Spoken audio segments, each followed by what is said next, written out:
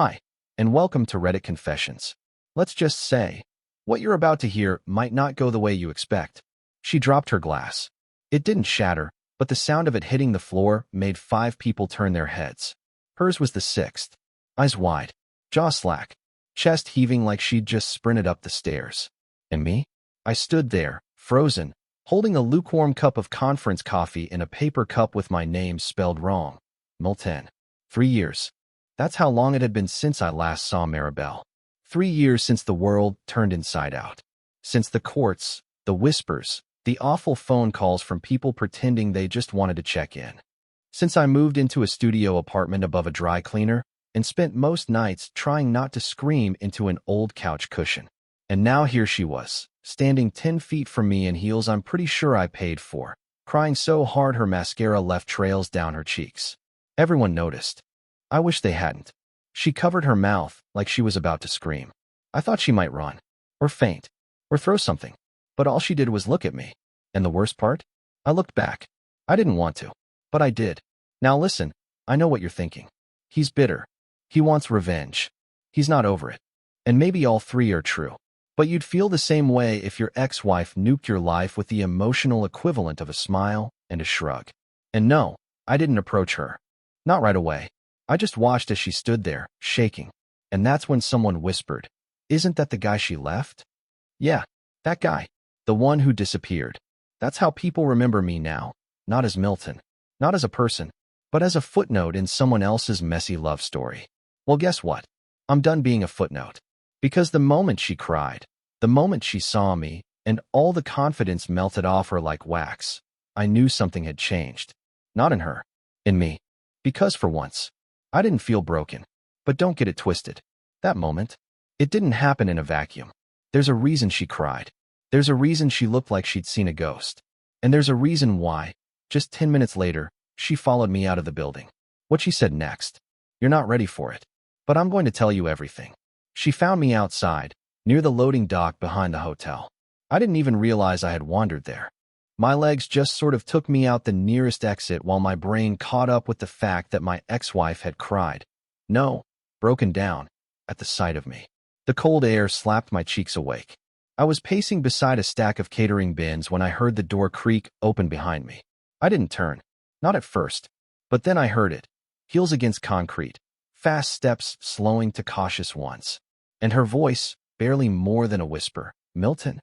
I exhaled so slowly, I nearly forgot how to breathe. Something in me told me not to answer. Not yet. Not until she said something that wasn't my name. Not until she earned it. When I finally faced her, her eyes were glassy, her eyeliner completely gone, her hair slightly windblown like she'd run after me in a panic. She didn't say anything else for a moment. She just looked at me like I was some ancient relic she wasn't supposed to touch. I didn't know you'd be here, she finally managed. I let out a hollow laugh. Yeah, funny how that works. Silence again. She folded her arms like she was trying to contain something. Guilt. Maybe. Or just the cold. Then she said it. The thing that would follow me for days. I left him, she said. Harrison. I left him 2 months ago. I blinked. I honestly didn't know if I was supposed to care. And yet, the weight of those words hit harder than I expected. Oh, I said flatly. Do you want a medal? That came out sharper than I meant. But I didn't take it back. She flinched. I deserve that. I deserve worse. I leaned against the wall, trying not to look at her. Why are you telling me this, Maribel? She hesitated. I thought I'd be fine. I thought I'd moved on. But then I saw you in there, and it felt like my whole chest cracked open. I couldn't believe what I was hearing. I mean, was this guilt? Regret?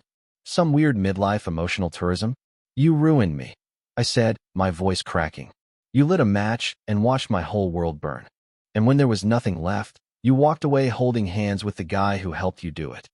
I know, she said, her voice trembling. I know I did. And I've hated myself every day for it. I didn't respond. I couldn't. Part of me wanted to scream. Part of me wanted to run. But most of me just felt tired, like someone had taken a story I'd finally closed and pried it open again with a crowbar. Then she stepped closer, and I instinctively stepped back. Please don't, I muttered. I'm not here to beg, she said quickly. I just needed to say it. I needed you to know that I was wrong. That I threw away something I never deserved to have in the first place. The words hung in the air between us like fog. And then she said something I didn't see coming. "I read your email," she whispered. My blood went cold. "What email?" "The one you sent. A month after I left. You sent it to my work address." I never replied, but I read it 100 times. I hadn't thought about that email in years. The one where I poured everything out, not to win her back, not even to hurt her, but just to say goodbye in a way I couldn't manage face to face. I told her about the nights I cried on the bathroom floor, the dreams that turned into nightmares, how I couldn't eat for days without feeling sick. I told her I still loved her, not because she deserved to hear it, but because I deserved to say it. "You weren't supposed to see that," I said. "But I did," she replied. And I wanted to reply so many times. But I was ashamed. I didn't know how to say I was wrong. I finally looked her dead in the eye. "You don't get to rewrite this," I said. "You don't get to show up crying 3 years later like it's some indie movie where everything makes sense in the final scene. This isn't a clean ending. You left me shattered, and I had to build a new version of myself without a single blueprint." She nodded, tears falling again. She wasn't faking it. That made it worse. "I know you probably hate me," she said. I didn't answer, because the truth was, I didn't hate her, and maybe that was the real tragedy. I didn't move. Not a step. The wind picked up behind us, rustling some plastic bags caught on a chain-link fence nearby. It was like the universe wanted us to pause, just long enough for her to get her next words in. And I could tell by the way she started fidgeting with her bracelet, something was coming. Something bigger. She took a deep breath, but her voice cracked before she even got a full sentence out. "There's something I never told you," she said, and immediately I felt my chest tighten. God, I didn't want more secrets. I thought I had already made peace with the not knowing. But no, apparently, she wasn't done ripping things open. I braced myself for the worst. Another man? A pregnancy? A betrayal bigger than the first one? Maribel blinked up at me, and when her lips finally parted, the words came out in a way that made my stomach turn. "He wasn't the first." At first, I didn't understand. "What?" She nodded slowly, shame coating every part of her posture. "Harrison wasn't the first. There was someone else before him. Someone you never knew about. I was already cheating on you long before I left." And just like that, the world around me dulled into white noise. I didn't shout. I didn't fall. I just stood there, like the air had been sucked out of my lungs again. I stared at her, wondering how a person could carry that kind of truth for 3 years and still find the nerve to cry at the sight of me. "You told me it was just him," I said, voice low and hollow. "You made me think it was one mistake. One emotional slip." She was crying again. "I know. I lied because I thought it would hurt you less." "That's not how pain works, Maribel." I exploded. "You don't get to portion it out like servings at a dinner table. You don't get to decide how much betrayal someone deserves to digest at a time." Her hands trembled, and she took a step back. "He was nobody. A co-worker. It didn't last. It wasn't even physical for the first few weeks. But then it was. And I hated myself after. But you were so kind. So patient.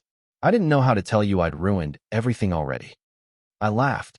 Not because it was funny, but because there was nowhere left to place the sorrow. "So you doubled down? Slept with a second man? Married him? Was that damage control?" "No," she choked.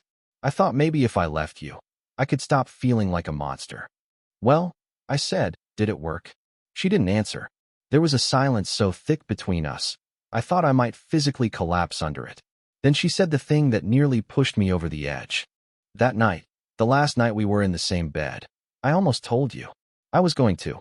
But you kissed me on the shoulder before you fell asleep, and I couldn't do it. I told myself it would be the last time. That I'd end it all the next morning." I stepped back, dizzy. "Don't do that. Don't reframe my kindness as your excuse. That moment meant something to me." "I know," she whispered, hugging herself. "It still means something to me too."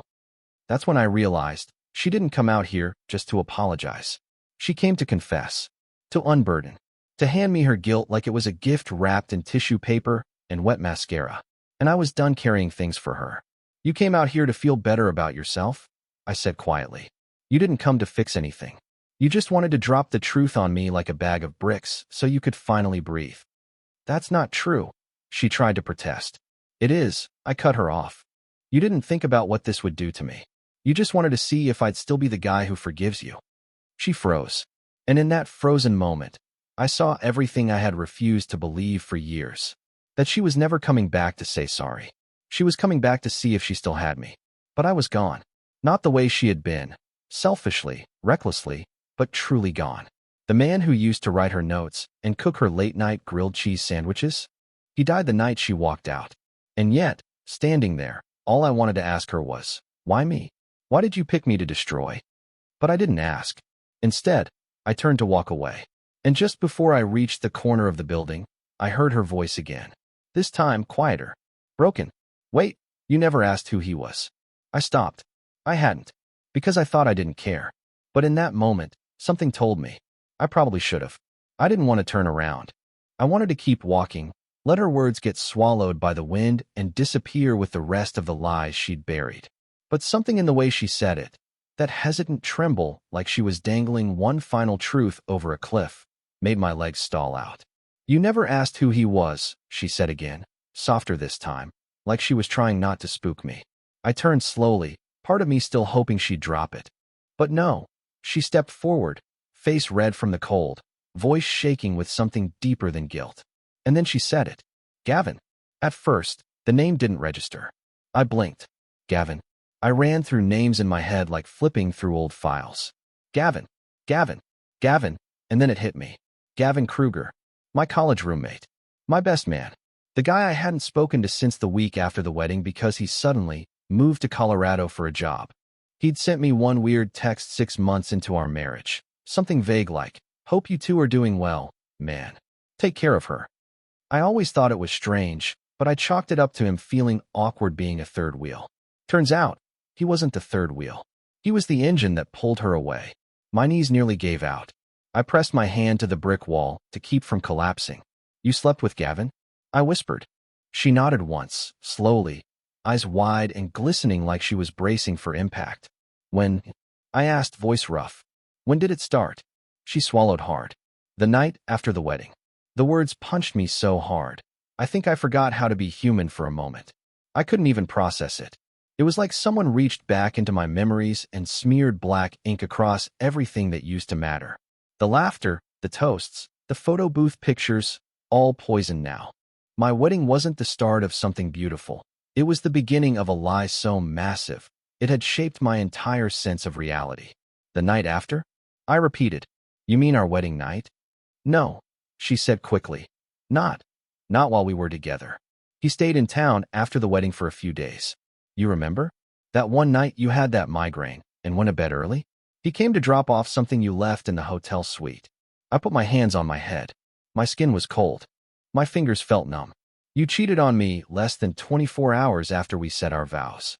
I didn't plan it, she cried. It just happened. We were drinking, and he started saying all these things about how you always put me on a pedestal, how I'd eventually crack under the pressure. So he poisoned you, and you let him? I snapped. She went silent. That was all the answer I needed. I laughed, loud and bitter. I used to defend you. When people said I was too nice, that I was letting you walk all over me, I stood up for you. I told them they didn't know you, that they didn't see the real you. Tears were dripping down her face now. I was scared, Milton. I didn't feel worthy of you. You were too good. I felt like I was suffocating in your goodness.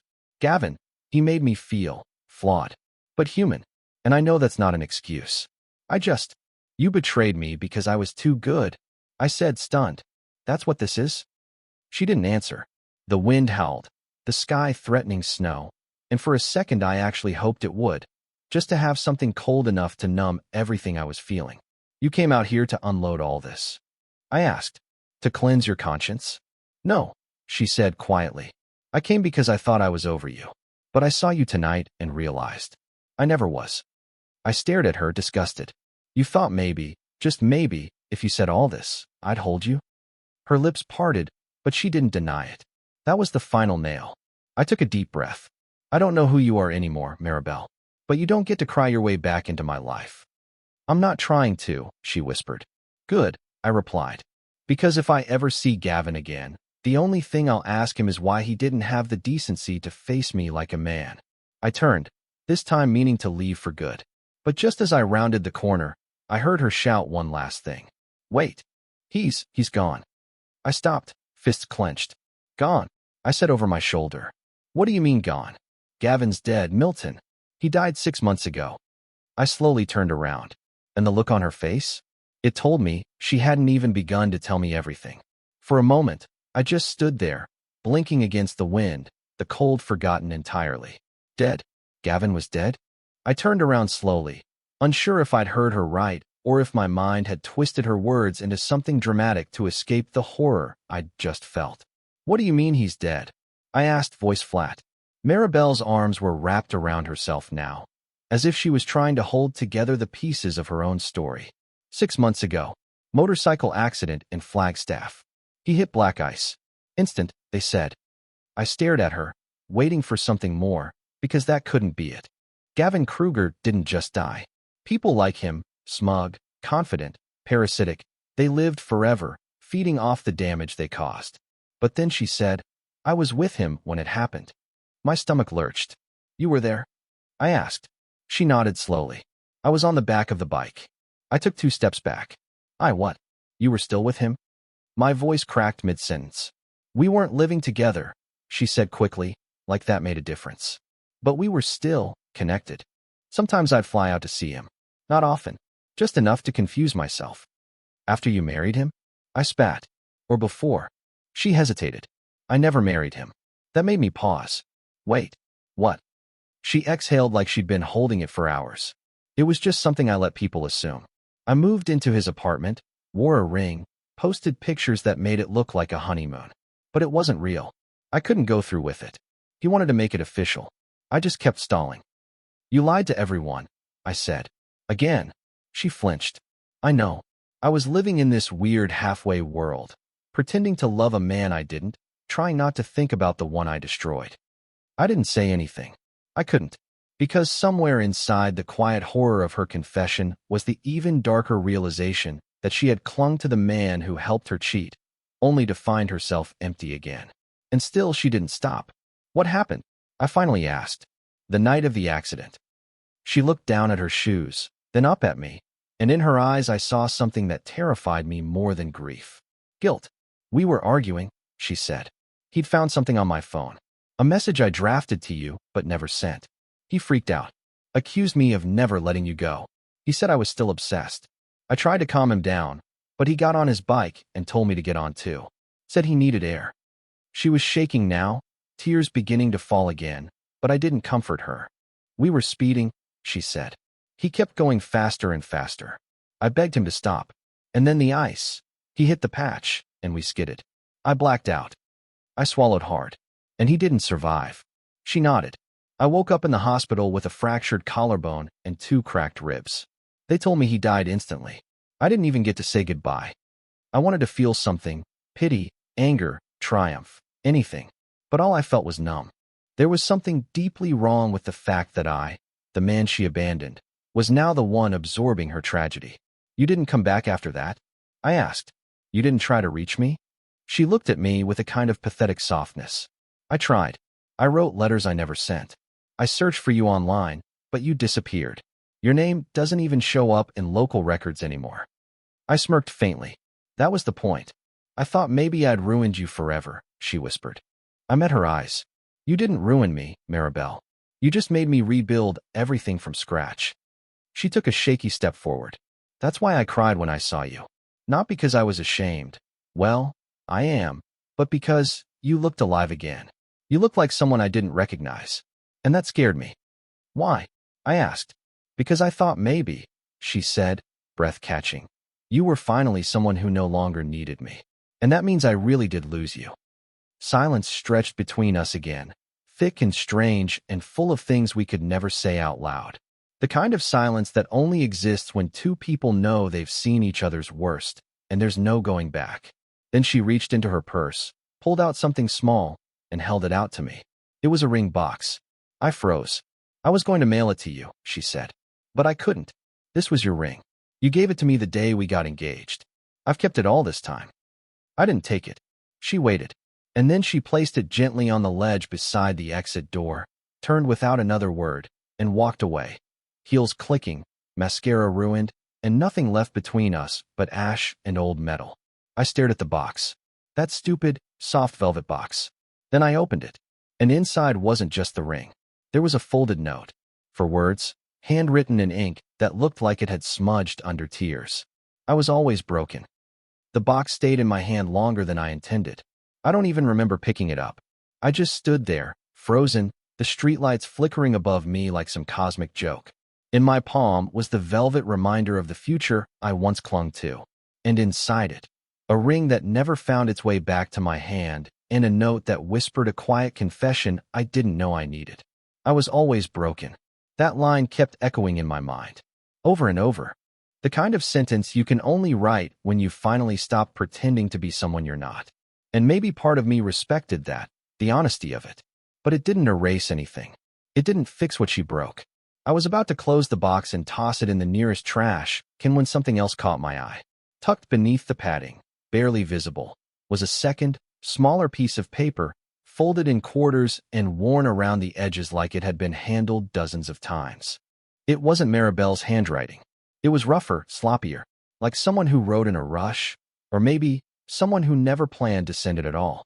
It read, "He doesn't know the whole truth. And if she won't say it, I will." There was no name, no signature, no date, nothing. Just that sentence, clear, chilling, and absolutely real. My hands started to sweat. Someone else knew something. Someone besides me and Maribel. And they had written that. Not to her, not to themselves, but to me.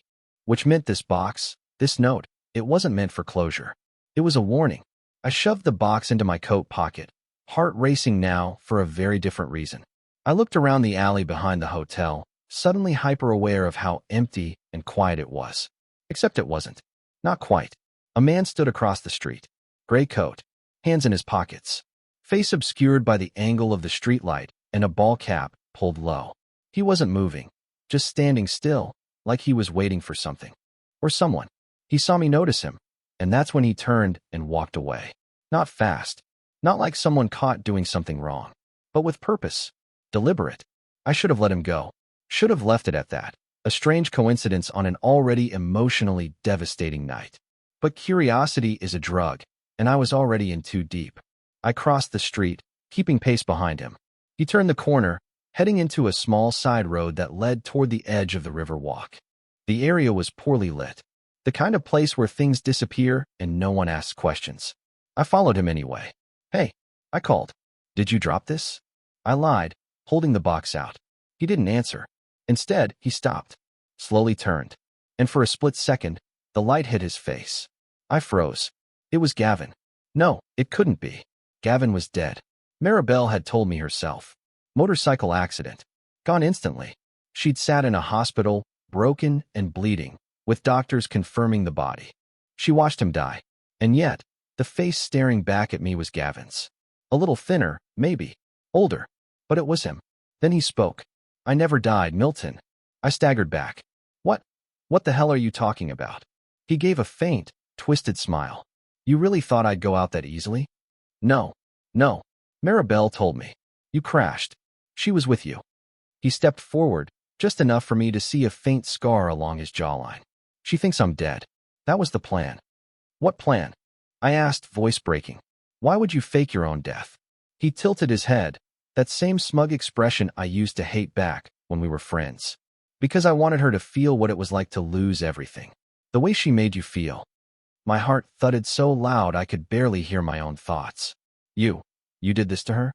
He nodded once, slow and cold. "She betrayed us both. You with her lies. Me with her delusions. So I disappeared. Let her break. Let her feel guilt. Regret. Let her carry the weight." "This is insane," I whispered. "You're telling me all of this, her grief, her collapse, her showing up tonight, it was all based on a lie?" "Not a lie," he said. "A lesson." And then he turned to walk away again, fading into the shadows like some ghost that had overstayed its haunting. I stood there for several minutes, shaking, unable to comprehend the layers of betrayal that had just been peeled open in front of me. She thought he was dead. I thought she was coming clean. And now, I didn't know what to believe anymore. All I knew was that something dark had been playing out behind the scenes of my life. And it wasn't over. Not even close. I didn't sleep that night. Not even a second. I sat on the edge of my bed in the dim motel room, the kind with a scratchy blanket and a humming mini fridge that made the walls feel like they were buzzing. The box sat on the dresser. I kept staring at it like it would grow teeth and explain itself. But it didn't. It just sat there, as silent and cold as the man I had followed down that alley. Gavin. Alive. I kept replaying the scene over and over. His face. His voice. That sick smirk. The casual cruelty with which he explained everything, like his death, had been nothing more than a stunt for his personal drama series. He said he wanted to teach Maribel a lesson, that she deserved the grief, that she needed to suffer to understand what she did to me. But if that were true, why reveal himself to me? Why now? And worse, if he was capable of staging his own death just to twist the knife deeper into someone else's heart, what else was he capable of? By 3:17 a.m., I couldn't take it anymore. I threw on a coat and left the motel. I needed answers. Real ones. Not riddles from a ghost in a gray coat. I drove to the old part of town where Gavin's mother lived. A 2-story home with the same crooked fence I remembered from our college days. The porch light was off. I rang the bell anyway. It took a while, but eventually, the door cracked open, and there she was. Older now, thinner, but still wearing the same oversized cardigan she always used to wrap around herself like a shield. "Mrs. Kruger," I said, instantly feeling the weight of how insane I must have looked, standing there in the dark. "I'm sorry for the hour, but I need to ask you something." Her eyes squinted, then widened. "Milton." She opened the door more. "Is everything okay?" I hesitated, then blurted it out. "Is Gavin dead?" She blinked slowly, like I just asked her if the moon still rose at night. And then she nodded. "Yes," she said. 6 months ago. Motorcycle accident. The funeral was private. You weren't invited because we weren't sure you. Well, we didn't know how you two left things." I shook my head. "No, that's not true. I saw him. I spoke to him. 2 nights ago, at the tech event downtown." Her face didn't change. No shock. No confusion. Just pity. "Milton," she said gently, "I know grief can do strange things, but I'm not hallucinating," I cut in. "He was real. He spoke to me. He told me he faked it, that he wanted to punish Maribel." Her lip trembled. Gavin didn't speak to Maribel after the accident. He couldn't. He was in a coma for 4 days. And when he passed, there was no game. There was no trick. I was holding his hand. Silence. I suddenly felt dizzy. "But the man I saw," I began. "Wasn't Gavin," she said firmly. "I know this hurts. But whatever this is, you need to be careful." She stepped closer, lowering her voice. "You're not the first person to come around asking strange questions. 2 weeks ago, someone came by claiming they were Gavin's business partner. Said there were unfinished financial matters. I sent him away. Something felt off." I leaned against the porch railing, trying to process the impossible. Either she was lying, or I was losing my grip on reality. And then something clicked. I pulled out my phone and opened my photo app. I had snapped a blurry picture of the man in the gray coat from behind when I first saw him outside the hotel. I hadn't looked at it since. I handed it to her. Her face went pale. "That's not Gavin," she said. That's his cousin, Everett." I froze. "Everett?" I asked slowly. "I never met him." She nodded. "You wouldn't have. They weren't close. But they looked almost identical. People always joke they were twins born a year apart." My breath caught. So why would he pretend to be Gavin? She didn't answer. She didn't have to. Because suddenly, the message in the ring box made sense. He doesn't know the whole truth. And if she won't say it, I will. It wasn't from Gavin. It was from Everett. Which meant this wasn't about grief. Or guilt. It was about something else entirely. Something deeper. Something buried. And I had a sick feeling I'd just been dragged into a game that had started long before I ever said, "I do." I drove straight from Gavin's mother's house to the city records office. I didn't even stop for coffee. Everett. The name echoed in my head like a riddle missing its last piece. Why would someone impersonate a dead man? Why stalk Maribel? Why slip a message into a ring box that was never his to begin with? I needed answers. And somewhere in my gut, I knew I wouldn't get them from him. Not directly. But maybe in the paper trail. Gavin had always been reckless with money. Maybe Everett had inherited that too. What I found changed everything. Everett had been arrested twice in the past year, both times under aliases. Both times, the charges were fraud adjacent, falsifying documents, impersonation, using someone else's ID. One case had even been quietly dropped, likely due to lack of evidence or a technicality.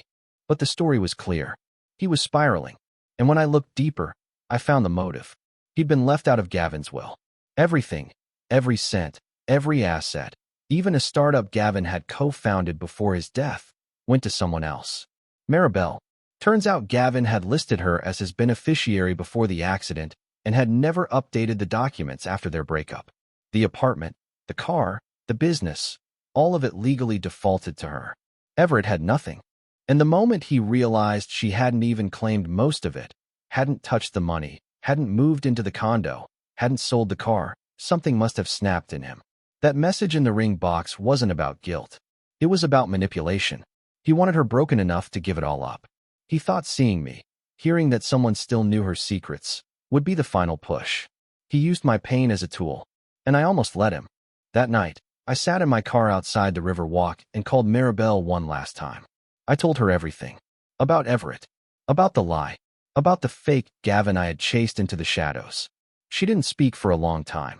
Then she said, "I wondered why the scar was on the wrong side." That broke me a little. "I'm sorry," she whispered, "for dragging you into this. For everything." I took a long breath. "I think I'm done being angry. It's exhausting." "Yeah," she said. "It is. We didn't fix anything. We didn't plan to see each other again. But something in that conversation closed a door I had been slamming against for years. I no longer needed her to hurt in order for me to heal. I was ready to start building something for myself, not in the ruins of the past, but outside of it. And here's the part one didn't expect. 2 weeks later, I signed the lease to a new apartment. One with big windows and no memories. I adopted a dog. His name is Miso. He chews everything. I don't even care. I sleep through the night now. Sometimes healing doesn't come with fireworks. Sometimes it's just the absence of dread when your phone rings. And as for Maribel, she donated Gavin's car, sold the apartment, donated the money to a mental health organization. Last I heard, she moved to Oregon and started working at a nonprofit. We're not friends, but we're no longer enemies. And honestly, that's enough. Thanks for listening to my story. If you've ever gone through something like this, a betrayal, a strange twist, or maybe just a moment where life blindsided you, I'd love to hear about it in the comments. What part of this story shocked you the most? Or what would you have done differently? Let's talk about it below. I'll be reading every single one. And if you enjoyed the story, don't forget to like, subscribe, and follow us right here on Reddit Confessions, where the truth always finds its way out. Until next time.